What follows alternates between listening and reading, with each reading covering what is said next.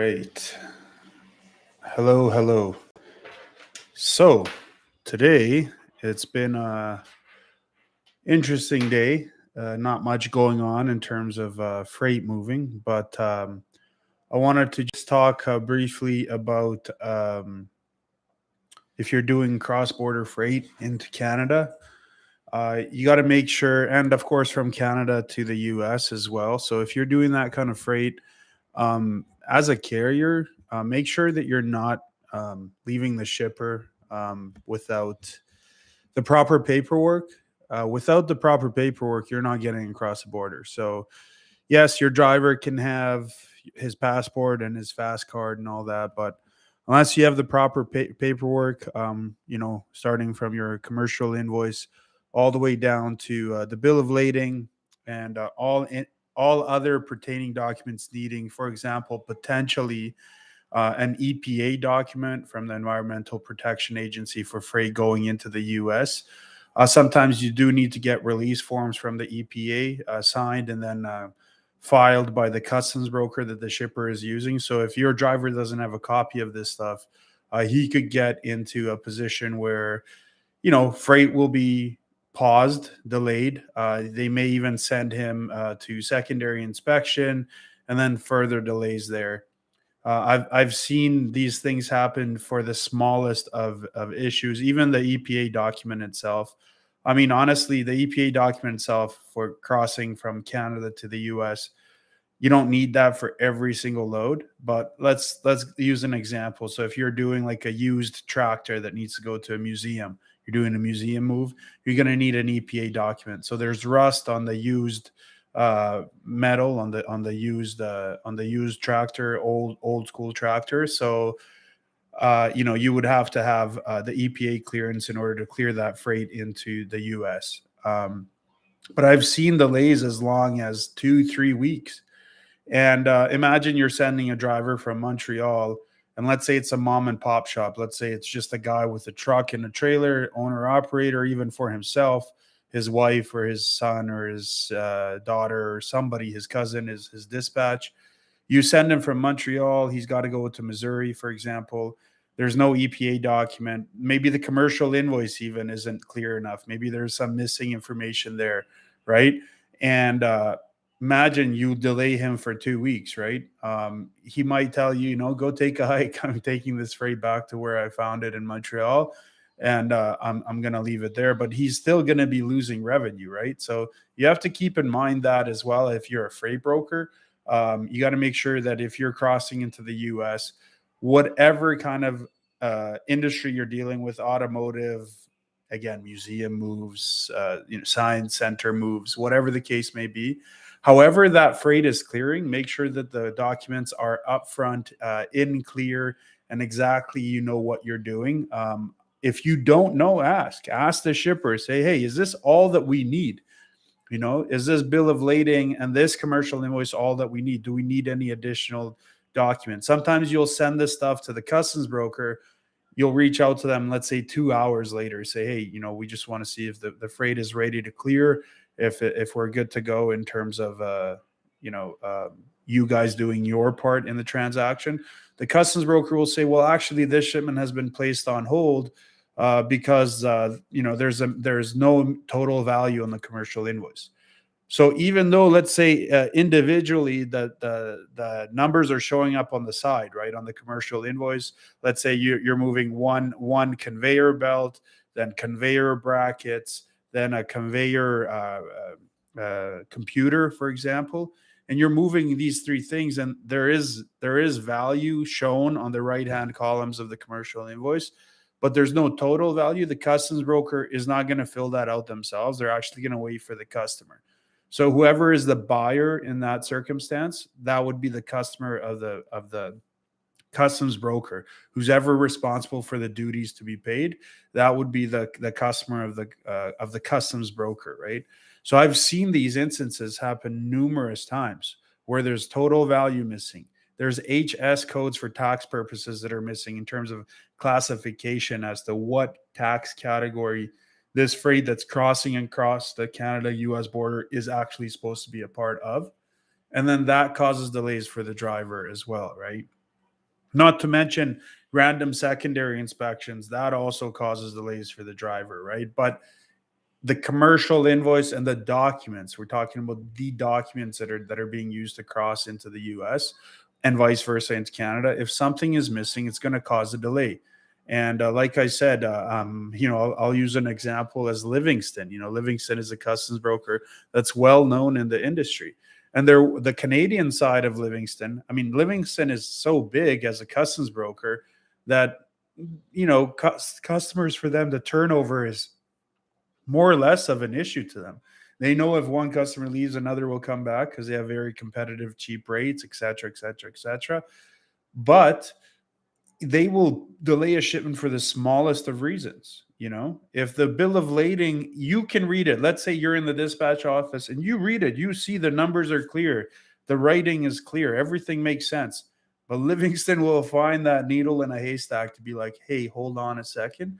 We're gonna pause this and we're gonna keep it on hold. And if it's an after hours shipment, your driver's laying over at the border if he's arriving at that border that night. He's laying over at the border. There is no way that he will be crossing. They will not allow that to happen. So they will not give you a transaction number. They will not give you, again, an entry number if you're going into the U.S. For that specific transaction. So these are things you have to keep in mind, both as a freight broker. You don't want to be a freight broker that's kind of set and forget in that mode of thinking. You're going to lose carriers that way. Carriers won't want to work with you. Likewise, if a customer thinks all is dandy and they go home at 5 p.m. and just leave it up to you to give them updates throughout the night, and then in the morning they come and the shipment's still at the border, and you haven't reached out even to be proactive about it, or you haven't went down the path of emergency contact numbers for your customer to get this freight crossed in a timely manner, you've put yourself at a disservice as well. You're doing a disservice to your customer, but also for your business as well, right? So you have to be proactive in this industry, and it has nothing to do with the current rates and the current market, which we all know is just a complete catastrophe in terms of national averages for any kind of equipment, dry van, flatbed, reefer, doesn't matter. But when it comes to actually that customer service side of things, you have to have proactivity in your approach to resolving supply chain delays. And customs is one of the supply chain delays that can cause severe backlogs in production and assembly, in manufacturing of goods, wherever that final product is supposed to be made and wherever you're delivering to in terms of the consignee. Now, I also get to ask questions in regards to uh, Mexican border as well. I put a video out there. You can take a look on my channel in regards to Mexican shipping. So we won't go into details about that, but it's the same thing for the Mexican border as well. You got to make sure that you cross your I's and dot your T's, so to speak. Otherwise, there will be major delays, and it's going to cause the Mexicans to freak out in terms of your customers and the vendors involved in the transaction. But it'll also your shipper might freak out, and you're putting yourself at it. Your carriers might freak out as well. You're putting yourself in an unfavorable position, right? There's another thing I want to mention too, in terms of brokering freight, but also from a carrier perspective as well, as someone that has assets in this kind of market.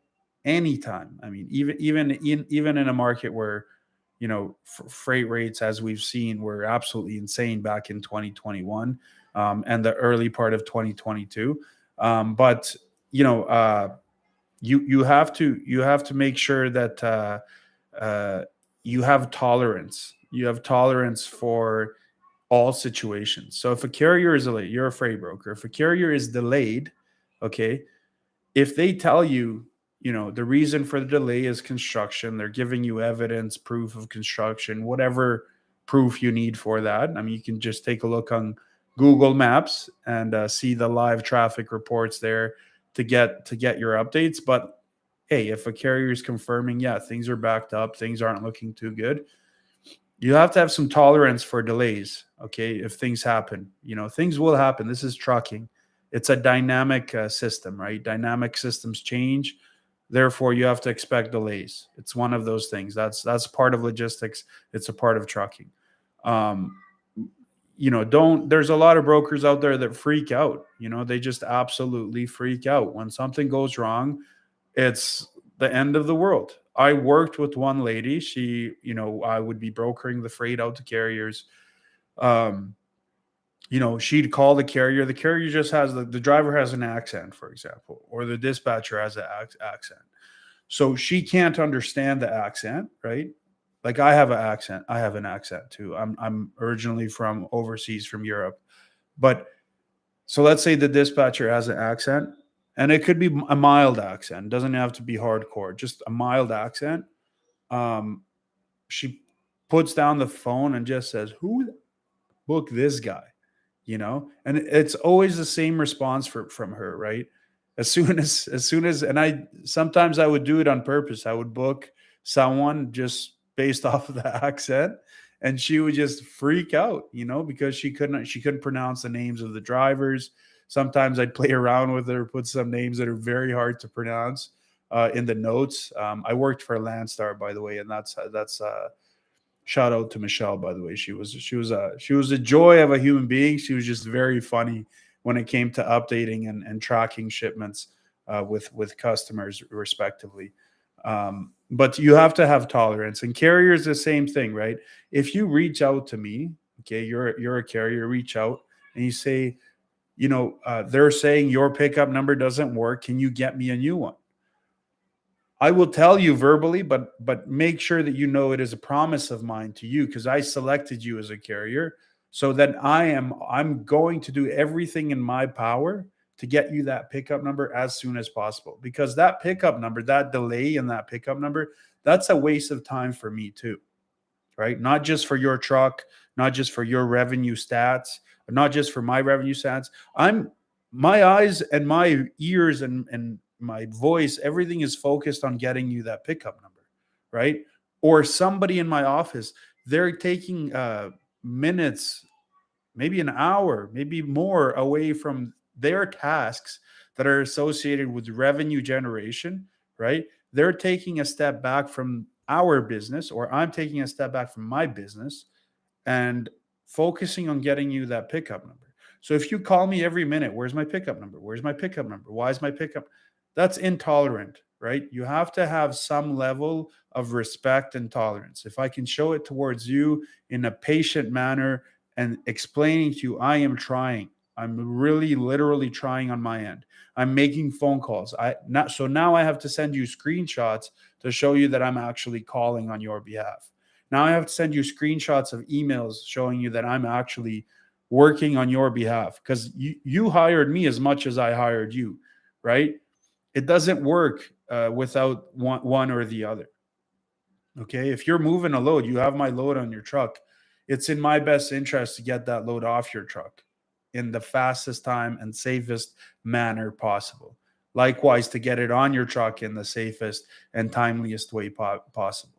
Right. And it's the same thing for you as well. Right? Time is money. I get that. But you have to have some level of tolerance when things don't go as planned, or things go astray from the load confirmation, right? If it says pickup, I'll give you another example. I had a pickup out of Toronto, Ontario. So the actual city they were showing was North York, Ontario. It's Metro Toronto. Pickup in North York. Okay. This load has to go to El Paso, Texas. Okay. Team drivers, right? There was at that time. This earlier this year. There was snow on the ground. It wasn't fun. wasn't a good thing. It took 2 hours just to get to pickup. And granted, these guys were coming from just south of Hamilton, Ontario, from their yard to go to pick up. They show up at pickup, and the guys at the pickup says, this is an empty warehouse. There's nothing in here. Like, there's literally empty. Like, there's nothing. So drivers are sending me pictures of an empty warehouse space.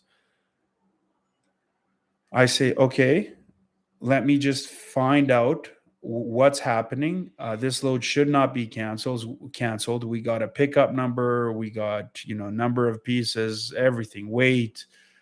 My customer is saying it's legitimately gonna go, and they were aggressive on me to find a truck in the first place. So I find out what's happening. It ended up being that they moved their location. They were expecting our truck to arrive in Pickering, Ontario, rather than North York. So then we had to adjust and send that same truck to Pickering. But it was all done in a timely manner, in a tolerant manner. There was no swearing, yelling, freaking out. Where the F is the freight, and where is this and where is that? None of that was going on, right? But it's because we took a step back and we said, okay, this is the issue. This is what's happening. It must be a new address or something's going on. We did find out, yes, these guys moved. They never notified anyone by not updating our TMS system, nor did we update our TMS system in terms of where this freight might be picking up. They ended up moving their warehouse, their actually manufacturing place from this old manufacturer. They moved all their machines, and this old place ended up being a new warehouse space for that metro area. But that manufacturing place moved all of their equipment and everything over to this new location in Pickering. But we managed to resolve it by being human beings. We stopped, we sat at the discussion tables. Okay, what happened? How can we fix this? Right? No one started throwing knives, so to speak. Right? And so you have to. Tolerance is a big part of this industry, especially in this market. People. I understand people. I understand truckers. I understand people that have payments that have to be made for trucks and trailers and office space, and paying their people as well, their administrative responsibilities as well, and tax responsibilities and all that stuff. I get it. I understand. But we have to incorporate tolerance in our business, and that goes across the board for all of us involved, shippers and brokers and carriers, all of us, right? Yeah, it's hard in this market. It's hard. I am fully aware of that, right? But we need to find a way to lose less of our patience and have more of it for other people as well. Um, and another question I get is, you know, where do I find shippers? I get that question all the time. Like, that's one of the first things. Like, it's honestly, there's no magic bullet. There's no magical pill that you can just take and have shippers. Yes, you can go out on different websites and different portals out there that will give you access for a subscription fee. Once I'm going to get some orange juice. So, there are shippers lists out there. Some are $5,000. Others are $50 a month, right? You can go out and get these. One that a lot of people use in terms of a database for shippers, Zoom Info. There's also, by the way, there's some changes in Zoom Info. I'll touch base on that in a second. But so there's Zoom Info.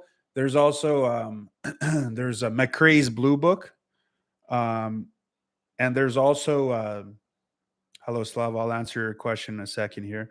And there's also simply Google, right?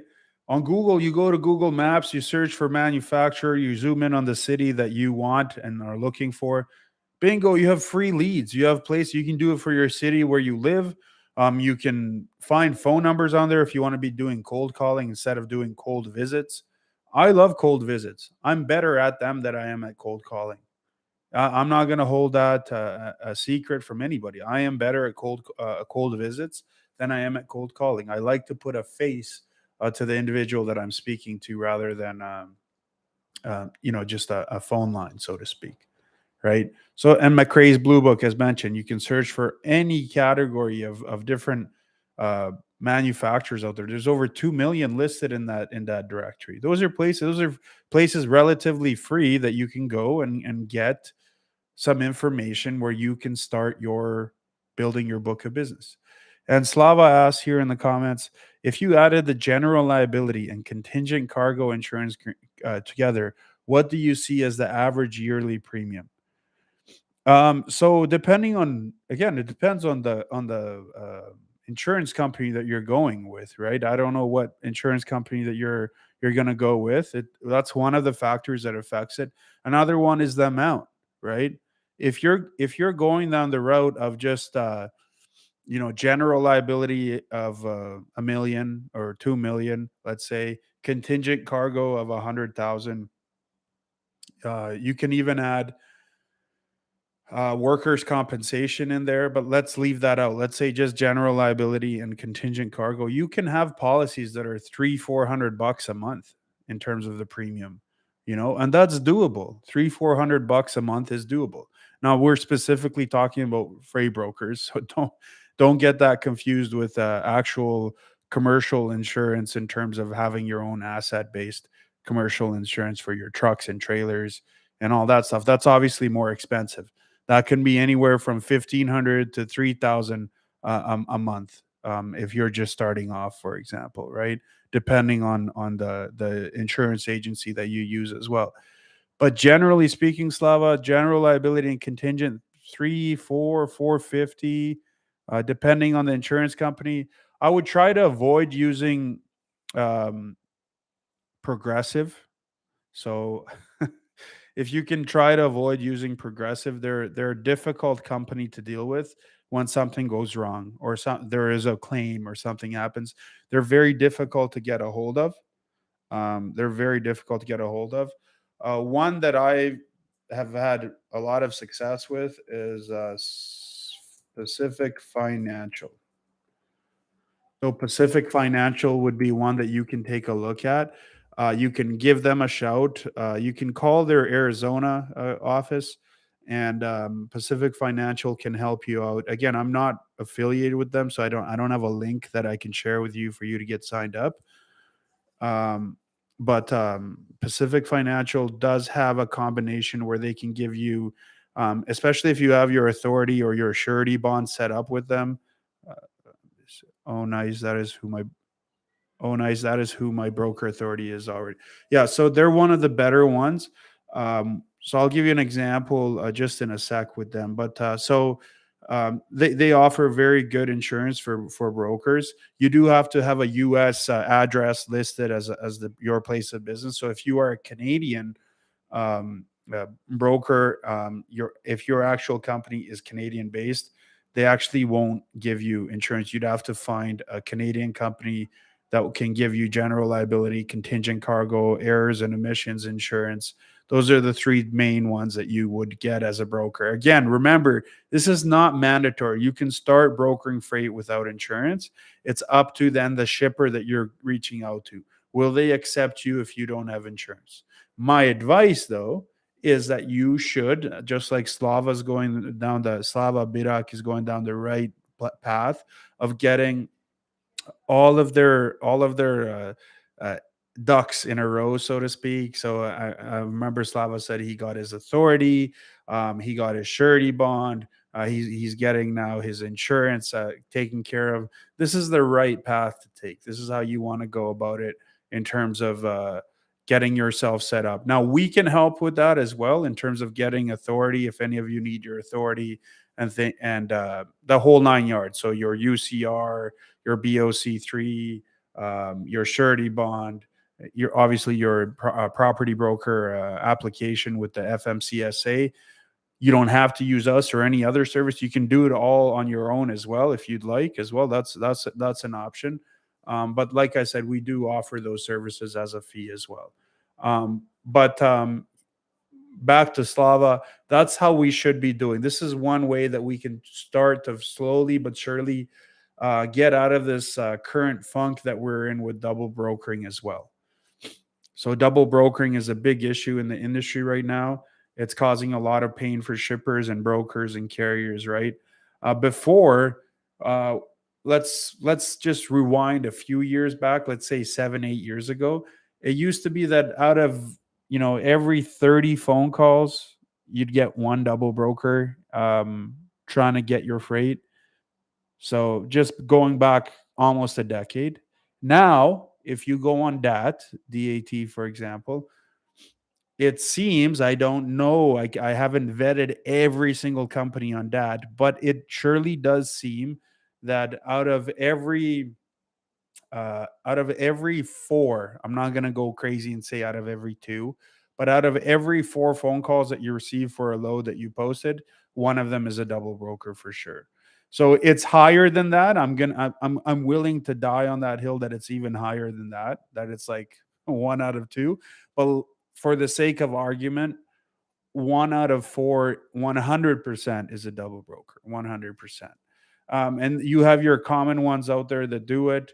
Um, I don't want to be someone that lists an entire nation as double brokers, but just be careful of who you're doing business with.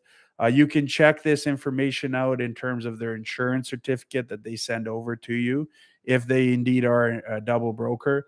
If the insurance certificate is coming from Progressive, just try to confirm for sure that this is a legit carrier that's going to be running your loads, because again, Progressive will pretty much insure anyone under the sun, but they're awful. They're an awful insurance company, for this industry. Again, I don't know what it's like for personal conveyance and personal cars and trucks, pickup trucks, etc. But for commercial insurance, they're not. I'm not a fan. I'm definitely not a fan. But the certificate of insurance is one way to confirm whether or not you have someone that is a double broker or not, right? One thing, you look at their general liability, it says it's 500,000. Well, that seems edited to me. That doesn't seem legit.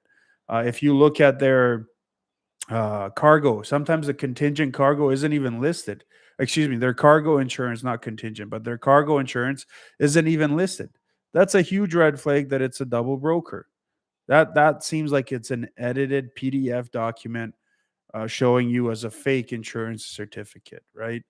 If they don't know how to fill out the certificate of insurance, another thing, you should be getting that certificate of insurance from the insurance broker themselves, and not the carrier. This is another way you try to avoid that as well. Also, if you look on the DOT system, they have one truck, one trailer, but their MCS 150 shows that in 2022 they did 5 million miles. Come on, man. One truck and trailer and you're doing 5 million miles? That's not right. That's there's some funny business going on there for sure, right? Or if they have addresses, for example, their physical address is in California, right? But their mailing address is in Arizona. But then they have a third address that's a PO box. You might want to check into that as well, right? Another thing, when you go on the safer snapshot, right? Safer, the FMCSA safer system to check authorities and all that stuff. If you go in the inspections tab, and then let's say they have 15 trucks and 15 drivers, for example. 15 trucks and 15 drivers. They've been in business, it says, since 2016. They have zero inspections. Something's not right there. There's a red flag that you got to take a look at. So these are ways to try to avoid it the best that you can. I personally didn't have double brokering where I fell for it. I've had attempts. There's lots of those attempts, but we've kind of went through that whole haystack and kind of just sifted with due diligence to make sure that we're not using people we should not be using on loads. And double brokering as a whole, the way it works is, I have a load, I'm a freight broker, I post it on a load board as an example. Um, I I go to what's it called? A carrier calls me in or emails me. I go through my due diligence, but or I skip due diligence and say, yeah, I'm going to give this load to this carrier. You give it to the carrier, it's a fake carrier. Then what they do is they go and they act as a fake broker. They repost that load for, let's say you gave them for 2,000, they repost it for 5. They get a carrier, a legitimate carrier, to run that load for 5, so to speak, for 5,000, right? And then what happens is My shipper pays me. I pay the carrier, even though they're the double broker. And then the carrier that actually did the load that I have no idea ran the load, they end up not getting paid on the shipment and that double broker disappears. Right. And so when that double broker disappears, that's where we get these issues. Okay. That double broker disappears and we have these issues. So what happens then is the carrier realizes, oh, I never got paid on this load. I never got paid for the services that I completed. So in this instance, when that happens, that carrier might go to the shipper or consignee and say, "Hey, I never got paid on this load that I did for you guys." Right? No one came to me and gave me this load, right? So if that happens, if if that carrier never got paid and the shipper comes to me then as the original broker says, "Hey, why aren't you paying your carriers?" Right? And then that carrier can sue that shipper or consignee, for example, or they reach a settlement. The shipper pays the carrier, as an example. And once that shipper pays the carrier, the shipper then comes after me, for example, as a broker. And they'll say, hey, uh, you owe us this money then. And then you, as the original broker who fell for the double brokering scam, are could be out 2,000, 3,000, whatever the original price was that was agreed to 5,000, for example, right? So you got to keep that in mind when you're brokering this freight out, and there's a lot of bad apples, unfortunately. We just got to sift through it.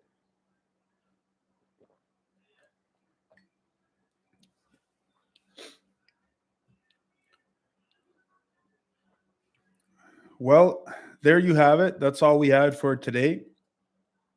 Thanks again for watching. If you have any other further questions, feel free to ask as we go along here in this journey to become a worthiness channel to follow on YouTube in terms of logistics, brokering of freight, freight forwarding, trucking as a whole as well, dispatching side of the business, but all under a house of a legal approach. Okay, and Slava, no problem. Respect. God bless, and I wish you all the best in terms of you opening up your freight brokerage and trying to do things the right way. And I really do admire that. So, cheers to all of you, and we'll be in touch. Peace.